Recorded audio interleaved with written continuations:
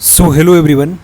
देखिए आज की इस वीडियो में मैं बात करने वाला हूँ जिनका भी आज फर्स्ट शिफ्ट में फ़िज़िक्स ऑनर्स का एग्ज़ाम हुआ है, तो फिज़िक्स ऑनर्स वाले जितने भी बच्चे हैं वो ध्यान देंगे। यहाँ मैं पेपर को एनालिसिस करने वाला हूँ कि किस क्वेश्चन में आपको कितना मार्क मिलेगा और जो क्वेश्चन मैंने आपको गेस में दिया था उसमें से कितना क्वेश्चन आपका एग्ज़ाम में मैच किया है, सारा हम लोग इस वीडियो में डिस्कस करने वाले। एक एक क्वेश्चन का यहाँ पे विश्लेषण करेंगे। शॉर्ट को पहले देखेंगे, फिर हम लोग जो है लॉन्ग क्वेश्चन को क्या करेंगे, देखेंगे। और मैं आपको डिटेल में बताने वाला हूँ कि किस क्वेश्चन में आपको कितना मार्क मिलेगा और आपका इस पेपर में कैसा रिजल्ट रहेगा। सभी लोग स्टार्टिंग से एंड तक वीडियो को देखिएगा। टेलीग्राम चैनल जो लोग नहीं ज्वाइन किए, टेलीग्राम चैनल और हमारा व्हाट्सएप चैनल है उसको भी ज्वाइन कर लीजिए। साथ में टेलीग्राम ग्रुप का लिंक आपको डिस्क्रिप्शन बॉक्स में दिया हुआ है। आइए स्टार्ट करते हैं फिजिक्स ऑनर्स 2022 से 25 सेशन का। यहाँ पे पेपर 6 का हम लोग विश्लेषण कर रहे हैं। सबसे पहले देखिए कैंडिडेट्स जो है इसमें दिया हुआ required to give their answers in their own words as far as practicable, मतलब अपने शब्दों में उत्तर देने के लिए बोला जा रहा है। ये हर जगह इंस्ट्रक्शन रहता है। 5 क्वेश्चन का जवाब देना होता है हर एक पेपर में, जिसमें से 2 क्वेश्चन एक ग्रुप से सेलेक्ट करना है और 1 नंबर क्वेश्चन जो होता है वो कंपलसरी होता है। आपके एग्ज़ाम में सबसे पहला क्वेश्चन पूछा गया था कि give the basic properties of the nucleus. सबसे पहला क्वेश्चन आपसे पूछा गया है कि बेसिक प्रॉपर्टीज ऑफ न्यूक्लियस के बारे में बताइए। दूसरा देखिए explain the term packing fraction and binding energy of A nucleus. पहले मैं पढ़ के सारा बता रहा हूँ, फिर मैं आपको अपना क्वेश्चन दिखाऊंगा जो मैंने आप लोगों को क्या दिया था, गेस क्वेश्चन दिया था, तो इसलिए आपको जुड़े रहना है। Explain the term packing fraction and binding energy of nucleus, ये भी हो गया। साइक्लोट्रॉन एंड सिंक्रोसाइक्लोट्रॉन, ये भी आपका शॉर्ट में पूछा गया है।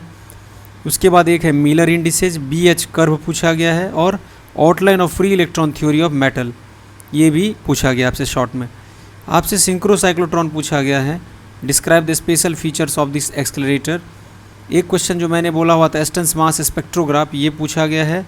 न्यूक्लियर फ्यूजन हो गया, और प्राइमरी एंड सेकेंडरी कॉस्मिक रे, जो मैंने आपको बोला हुआ था कि ये भी आपको पढ़ लेना है कॉस्मिक रे सार के साथ। ग्रुप बी में देखिए आपका जो है लॉन्ग में ब्लोच थ्योरम पूछा गया है। ये क्वेश्चन मैंने नहीं दिया था, ये समर फील्ड भी मैंने नहीं दिया था। ये आपका फिर फेरोमैग्नेटिक सब्सटेंस वाला, फेरोमैग्नेटिज्म वाला पूछा गया। सभी को पता होगा कि फेरोमैग्नेटिज्म वाला क्वेश्चन मैंने बोला हुआ था क्या है, VVI है। तो 2 क्वेश्चन आपको जवाब देना होता है, 2 आपका मैच कर गया। सबसे पहला क्वेश्चन देखिए, एग्जाम में आपका पूछा गया था give the basic properties of the nucleus, तो सबसे पहला क्वेश्चन ये आपका मैच कर गया। डाई पारा वाला नहीं पूछा, ठीक है। BH curve of steel and soft iron, तो ये भी एक तरह से पूरा मैच कर गया है। मिलर इंडिसेज, ये भी आपको क्वेश्चन पूछा गया है, तो ये आपका मैच कर गया। साइक्लोट्रॉन और सिंक्रोसाइक्लोट्रॉन मैच कर गया, इधर 1 हो गया, इधर आपका 3 हो गया, 4 हो गया। Explain the term packing fraction and binding energy of A nucleus, ये भी मैच किया है आपका। और आपका देखिए फ्री इलेक्ट्रॉन थ्योरी, इसी में लिंक था इंसुलेटर मेटल और सेमीकंडक्टर में, तो ऑब्वियसली आपने फ्री इलेक्ट्रॉन थ्योरी पढ़ा होगा।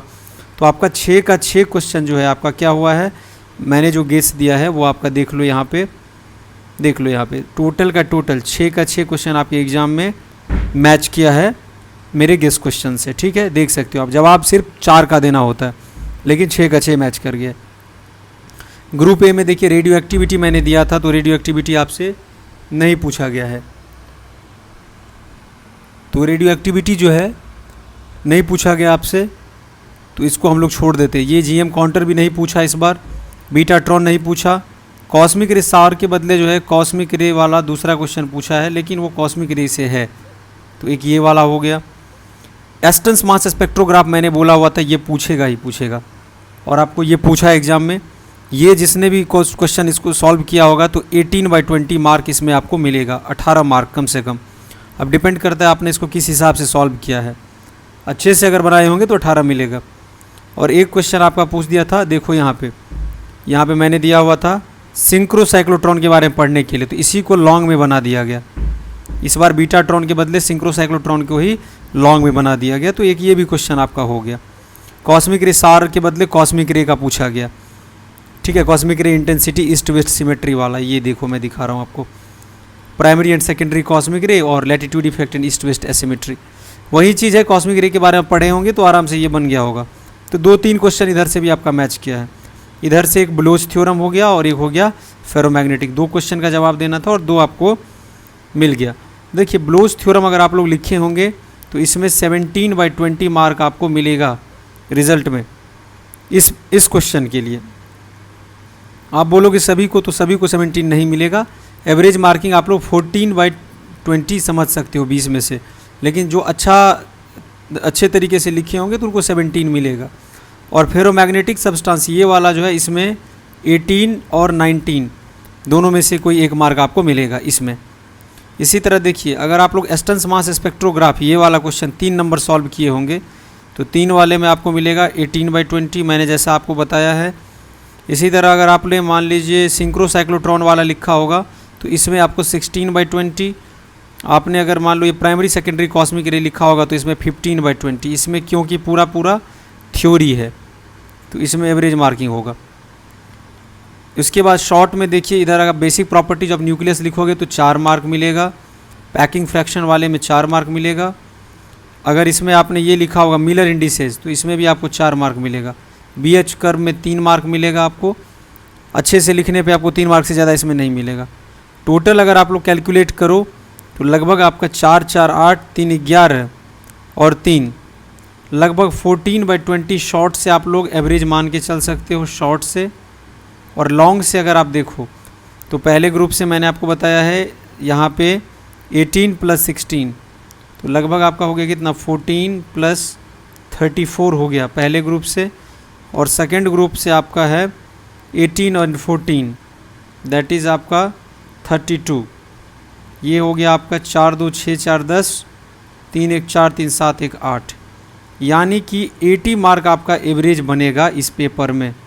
और ये जो है आपका 80 डिस्टिंक्शन होता है 75 पे। पेपर 6 में जो है आपका सबसे ज़्यादा मार्क जो है सो आता है पेपर 5 और 7 के अपेक्षा में। तो इस पेपर में आपने जैसे मैंने आपको बताया था वैसे लिखा होगा तो आपको 80 मार्क के आसपास यानी 75 से 80 के बीच आपका मार्क रहेगा इस पेपर में, 75 to 80 मार्क, जो कि बेस्ट है।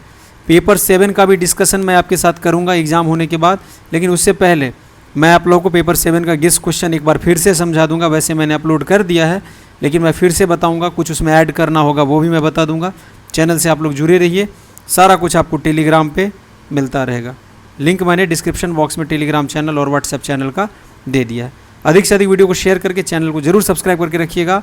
और होपफुली है कि इस पेपर में आपका अच्छा रिजल्ट आए और पेपर 7 का भी आप लोग अच्छे से तैयारी कीजिए ताकि उसका एग्ज़ाम भी अच्छा तरह से अटैम्प्ट करना है। बहुत बहुत धन्यवाद आप सभी का।